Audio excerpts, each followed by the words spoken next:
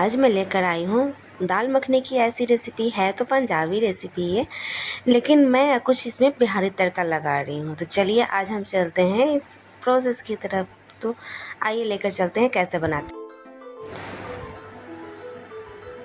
तो हमने लिया है इसमें 3 तरह की दालें। आप जितनी भी छिलके वाली दालें हो आप यूज कर सकते हैं। ऐसे ऑथेंटिक इसमें जो होती है ना उड़द की दाल, वो छिलके वाली यूज की जाती है, लेकिन आज मेरे पास छिलके वाली उड़द की दाल नहीं थी साबुत। तो ये वाइट वाली जो होती है ना, वही मैंने छिलके वाली इसमें मसूर की दाल डाली है और राजमा डाल दिया है।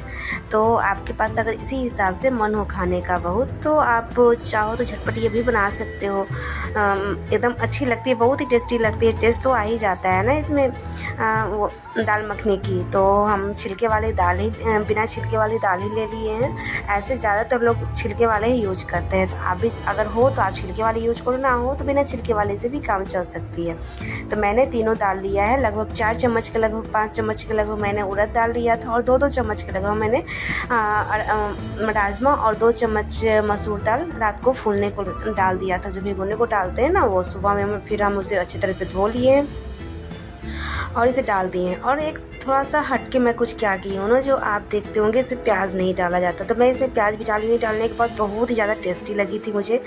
तो अगर ऐसे आप स्किप करना चाहें तो कर सकते हैं, क्योंकि पूरी तरह से ऑप्शनल है। ये तो ऐसे डलाती नहीं, लेकिन मैं जब डाली तो मुझे अच्छा लगा। मैं सोची चलो ये डालने के बाद भी अच्छी लगती है तो मैं आप लोगों के साथ शेयर भी क्यों ना करूँ।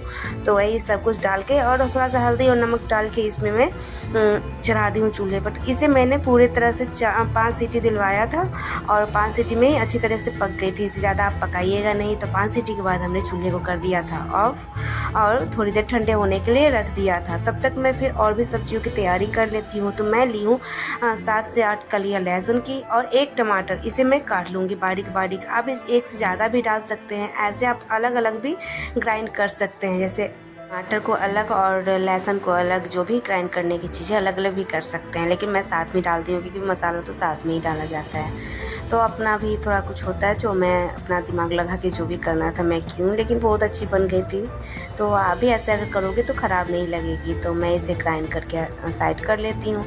तब तक देखती हूँ कुकर हमारी ठंडी हुई है कि नहीं। तब कुकर ठंडी नहीं हुई है तब तक हम मसाले की तैयारी कर लेते हैं। तो इसमें बटर को जनरली ना दाल मखनी के लिए ना बटर का यूज़ किया जाता है। तो मैं यहाँ पे बना रही हूँ घर पे, तो मैं इसमें ना घी डाल रही हूँ। तो इसमें 2 से 3 चम्मच मैं घी डाली हूँ, और उसे थोड़ा सा गर्म होने तक मैंने छोड़ दिया है। और आप मक्खन भी डाल सकते हो, बटर भी डाल सकते हो। बटर नहीं है तो आप घी डालने में कोई दिक्कत नहीं है। तो उसमें मैं डाली हूँ जीरा 1 चम्मच, और जीरा जब अच्छी तरह से कड़क जाए तो इसमें मैं जो ग्राइंड की हुई मसाला है वो इसमें ऐड करूँगी, जैसा कि आप देख रहे हैं। उसके बाद मैं उसी जार में थोड़ा सा 2-3 चम्मच के लगभग पानी डालूंगी और उसे अच्छी तरह से खंगाल के इसमें डाल देती हूँ। तो फिर थोड़ा देर मैं इसे चलाऊंगी, और जब तक चलाऊंगी तब तक थोड़ी सी ये गाढ़ी ना हो जाए। उसके बाद मैं इसमें मसाले को ऐड करूँगी। इसमें ज़्यादा मसाला भी यूज नहीं होती, जो जनरली हमारे घर में यूज होती है ना वही यूज करते थे। इसमें मैं red chilli Kashmiri chilli powder होती है ना, वो जिससे तीखा तो होता नहीं है, इसमें कलर अच्छी आ जाती है, इसलिए मैं डाल रही हूँ। और इसमें मैं नमक भी डाली हूँ। तो नमक अब ध्यान से डालें, क्योंकि हम जो उबाले थे ना वो दाल, उसमें भी हमने नमक डाल रखा था। तो इस कारण थोड़ा सा कम ही नमक इसमें, जितनी मसाला हमें यूज करनी है बस उसी हिसाब से हम इसमें नमक को ऐड करेंगे। तो फिर इसके बाद जब ये भून जाएगी अच्छी तरीके से, जैसा कि देख रहे हैं, जब कढ़ाई छोड़ने लगेगी तब इसमें दाल को भी ऐड कर देंगे। तो फिर देखिए पूरी अच्छी तरह से भुन गई है।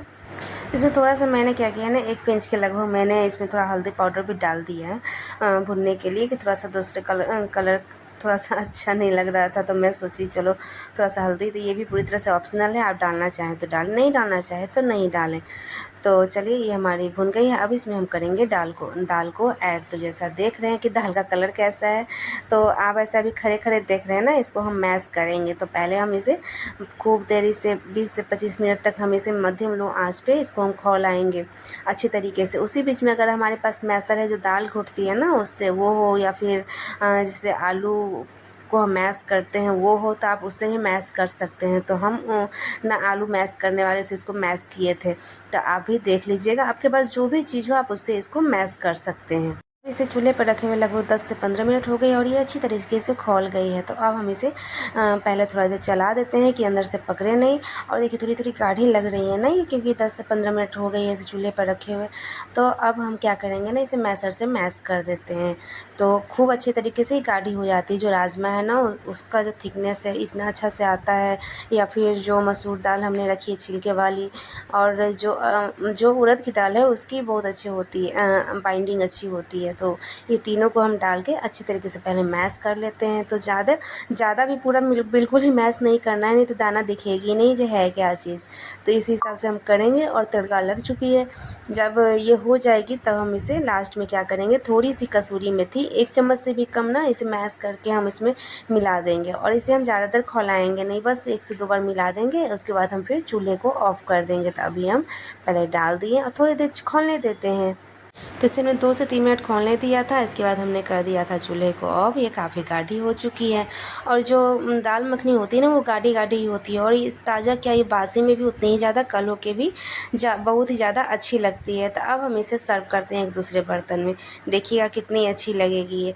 उसके बाद फिर जो आपको गार्निशिंग करनी है तो आप करिए, नहीं तो घर में ही खाना है तो आप उसी हिसाब से खा लीजिएगा। तो ऐसे भी थोड़ी देर के बाद जब मैं डाल दी थी ना दूसरे बॉल में, तो भी गाढ़ी ये हो गई थी थोड़ी देर ठंडे होने के बाद। अब हम गार्निशिंग करने के क्या करते हैं, मक्खन लिए हैं। जैसे अब आपके पास मक्खन ना हो तो दूध की जो छाली होती है ना ऊपर वाली मक्खन, उसे हम अच्छी तरह से पूरे मतलब कि चम्मच की मदद से उसे हिला के पूरा पतला कर लिए हैं। और इसमें क्या किया, इतना गाढ़ा था ना, इसमें हल्का सा दूध मिला दिया है जो हमें ऊपर से मतलब कि गार्निशिंग करने में सुविधा हो। तो थोड़ी सी गीली हो गई, अब ये गार्निशिंग हो जाएगी। तो ज़्यादा गर्म दूध में ना रखें, क्योंकि मैंने ये गलती कर दी थी। तो ज़्यादा गर्म में क्या होगा, जिसकी मक्खन जो होती है ना वो पिघल के पूरा फैल जाती है। वही मेरे साथ हो गया था, जब मैं डाली ना तो ये पूरा पिघल गया था। तो अब हम उस मक्खन डालने से पहले इसमें तड़का लगा देते हैं। तो तड़का में हमें ज़्यादा कुछ करने की ज़रूरत नहीं है, बस 1.5 से 2 चम्मच हम घी डाल देंगे। और एक ही बात बोली हूँ कि इसमें बटर ज़्यादा यूज होता है, तो मैं बटर की जगह पर इसमें घी का यूज कर रही हूँ। और लहसुन जो है ना 7 से 8 बारीक काटी हुई लहसुन है। और इसे हम अच्छी तरीके से पहले पूरा कड़कने देते हैं। जब ये कड़क जाएगी ना तब हम उसमें डाल देंगे 1 से 2 मिर्ची भी पूरी तरह से ऑप्शनल है, आप डालना चाहे तो डालिए, लेकिन लहसुन तो डालना ही है। लहसुन के बिना स्वाद ही नहीं बन पाएगा। तो ये हम अच्छी तरीके से पूरा लाल कर लेंगे और फिर डाल देंगे अपने दाल में। तो फिर देख रहे हैं आप, ये अच्छी तरीके से कड़क गई है। अब हम इसे दाल में डाल देते हैं।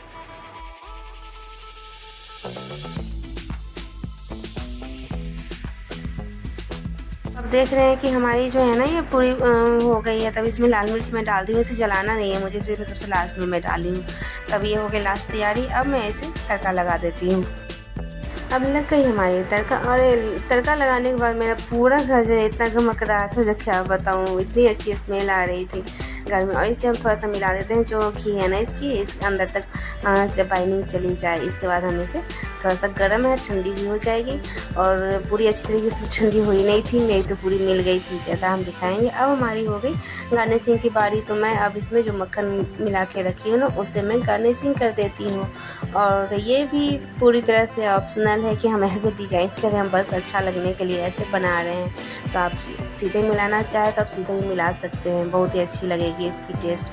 तो मक्खन उसमें मिलाना पड़ेगा इसके टेस्ट के लिए। तो ये बहुत अच्छी है। चलिए अब हमारी तैयारी हो गई है, अब हमारी खाने की बारी हो गई। तो अगर आपको मेरी रेसिपी पसंद आई तो मेरे चैनल को लाइक करें, शेयर करें, कमेंट करके बताएं और सब्सक्राइब करना तो भूलें ही नहीं। सब्सक्राइब करने के बाद हमें बेल आइकन ज़रूर दबा दें, जिससे आपको मेरी ये नोटिफिकेशन मिलती रहेगी और आपको मेरी पूरी रेसिपी पसंद आए। तो मैंने नए नए दाल की भी रेसिपी अपने यूट्यूब चैनल पर डाली है, तो मैं उसका डिस्क्रिप्शन बॉक्स में डाल दूँगी। और पूरी वीडियो देखने के लिए थैंक यू फॉर वॉचिंग। फिर मिलते हैं एक नए रेसिपी के साथ, तब तक के लिए मस्त रहिए। Bye bye.